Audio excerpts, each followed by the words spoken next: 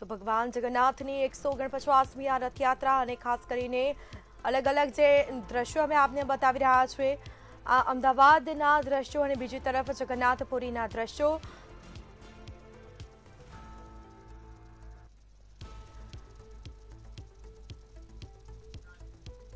તો મુખ્યમંત્રી પણ પહોંચી ચૂક્યા છે। આ દ્રશ્યો અમને આપને બતાવી રહ્યા છે જે રીતે 149મી આ રથયાત્રા છે અને મુખ્યમંત્રી પણ પહોંચ્યા છે। ત્યારે અમદાવાદના નાથ ભાઈ બલરામ અને બહેન સુભદ્રાજી પણ રથમાં બિરાજમાન થઈ ચૂક્યા છે।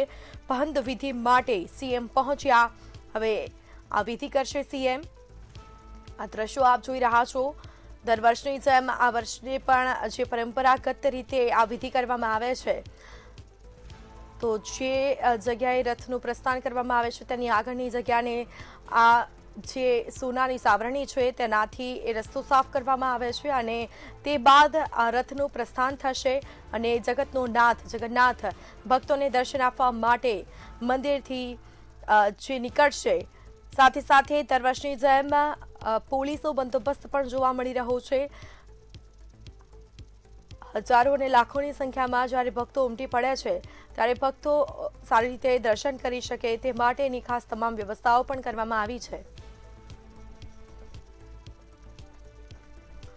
તો પહંદ વિધિ હવે થોડી જ વારમાં કરશે સીએમ। તો દેશની સૌથી મોટી ભગવાન જગન્નાથની ઐતિહાસિક અને પૌરાણિક રથયાત્રા આજે અમદાવાદમાંથી નીકળશે।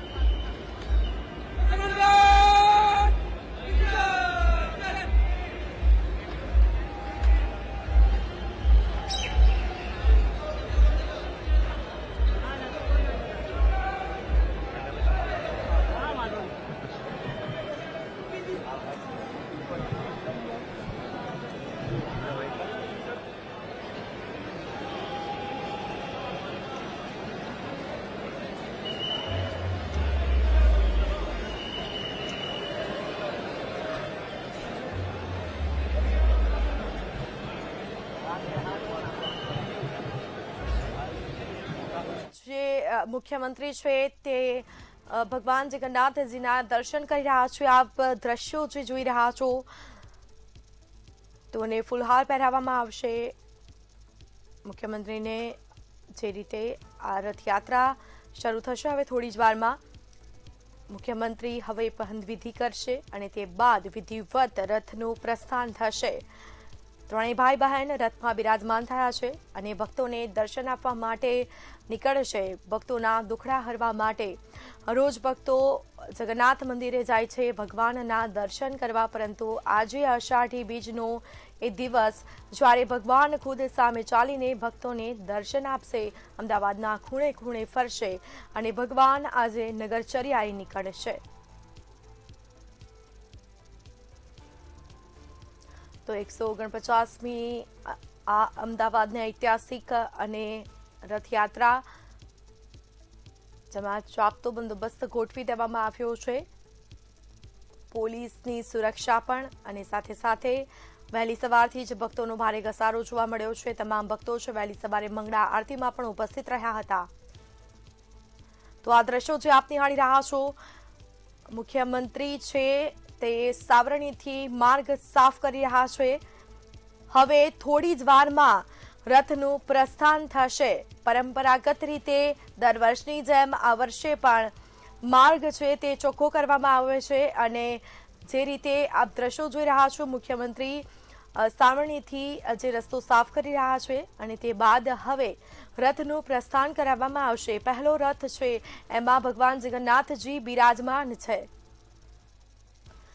તો પહંદ વિધિ છે તે કરવામાં આવી અને હવે રથનું પ્રસ્થાન થશે। ભગવાન નગરચર્યાએ નીકળશે ભક્તોના દુખડા હરવા માટે। જગતનો નાથ જગન્નાથ જ્યારે ભાઈ બહેનની સાથે નગરચર્યાએ નીકળશે ત્યારે આવકારો આપવા માટે ભક્તોમાં પણ અતિ ઉત્સાહ જોવા મળી રહ્યો છે, કારણ કે ખુદ ભગવાન સામે ચાલીને જ્યારે ભક્તોને દર્શન આપવા માટે જાય છે ત્યારે લોકોમાં એટલી બધી ખુશી હોય છે। અને ભગવાન જગન્નાથની 149મી રથયાત્રા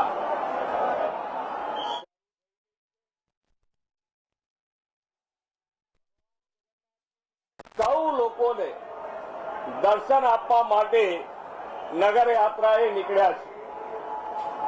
આ યાત્રા ખૂબ જ સારી રીતે સંપન્ન થાય એના માટે સરકાર, પોલીસના જવાનો, કોર્પોરેશનના અધિકારી, ફાયર બ્રિગેડના અધિકારી અને જે આ સેવામાં લાગ્યા છે એના માટે સરકાર, પોલીસના જવાનો, કોર્પોરેશનના અધિકારી, ફાયર બ્રિગેડના અધિકારી અને જે આ સેવામાં લાગ્યા છે એ બધાને ખૂબ શુભેચ્છાઓ સાથે અભિનંદન। અને આ યાત્રા અને ભગવાનના દર્શન હર વર્ષની જેમ આ વર્ષે પણ કરશે। ભગવાનના ચરણોમાં પ્રાર્થના કરી છે કે દરેક જણની સુખ, શાંતિ અને સમૃદ્ધિ વધે એ ભગવાનના ચરણોમાં અમે પ્રાર્થના કરી છે। આજે કચ્છી ભાઈઓ બહેનોનું પણ નવું વર્ષ છે। આ નવા વર્ષ નિમિત્તે કચ્છી ભાઈઓ બહેનો દેશ વિદેશમાં રહેતા દરેક જન માટે આ નવું વર્ષ ખૂબ શુભ નીકળે, શુભ રીતે આગળ વધી શકે, સુખ, શાંતિ, સમૃદ્ધિ એમના જીવનમાં પણ વધે એવી ભગવાન ચરણોમાં પ્રાર્થના। એમને ખૂબ નવા વર્ષની દરેક કચ્છી ભાઈઓ બહેનોને ખૂબ ખૂબ શુભેચ્છાઓ। આજે જ્યારે ભગવાનની કૃપા દ્રષ્ટિ આપણા ઉપર રહે અને જે માન્ય વડાપ્રધાનશ્રીનો સંકલ્પ છે વિકસિત ભારત, ખૂબ ખૂબ શુભેચ્છાઓ।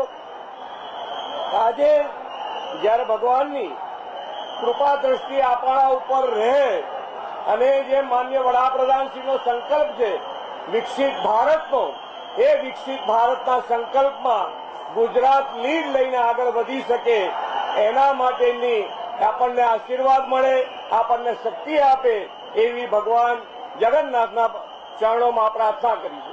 આભાર, થેન્ક યુ।